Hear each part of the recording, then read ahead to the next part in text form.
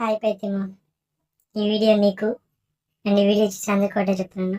Friends, మనం ఒకరిని నిజంగా ప్రేమిస్తే వాళ్ళ మీద నమ్మకం పెట్టుకోవాలి. ఎట్టి పరిస్థితుల్లోనూ అనుమానం అనేది రానివ్వకండి. ఒకవేళ మీకు అనుమానం అనేది ఏమైనా ఉంటే వాళ్ళని పిలవండి. పిలిచి వాళ్ళతో ఒక 2 నిమిషాలు కూర్చొని మనసు విప్పి మాట్లాడండి. మీకున్న డౌట్ అడగండి. మనం ఇది కానీ వాళ్ళని అడిగితే ఏమైనా అనుమానిస్తున్నావో వాళ్ళు తప్పుగా అనుకుంటారా, పర్లేదు అనుకోనివ్వండి. కానీ వాళ్ళు తప్పుగా అనుకుంటారని మీకు వచ్చిన డౌట్ని మీరు కానీ అడగకుండా ఉంటే అది లోపల పెరిగి పెద్దదై అనుమానం వచ్చి ప్రతి చిన్న విషయంలో మీకు గొడవలు వస్తాయి.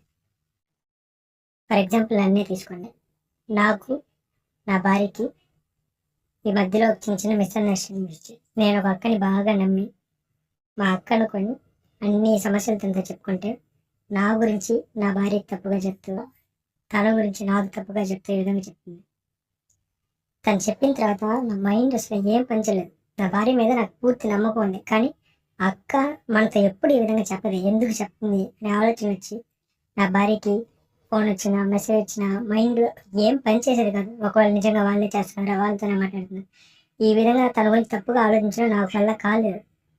నా భార్యని పిలిచాను. నీతో 2 నిమిషాలు మాట్లాడేది పైత్యమో నీ గురించి ఈ విధంగా చెప్తున్నారు పైత్యమో, నిజమా అబద్ధమా? తనని అడిగాను, డైరెక్ట్గా అడిగాను. అడిగిన తర్వాత, బావ ఎందుకు ఆ విధంగా అనుకుంటావు, అలా ఏం లేదు బావ, వాళ్ళు నా ఫ్రెండ్స్ బావ, నీతో పాటు పనిచేసేవాళ్ళు బావ అని నాకు చెప్పింది. నేను ఎప్పుడైతే ఆ విధంగా చెప్పిందో అప్పటి నుంచి నాకు ప్రశాంతం ఉంది. కానీ ఈ మాట నేను అడిగినందుకు తన దృష్టిలో నేను చెడ్డగా ఏం అనుమానిస్తున్నామని.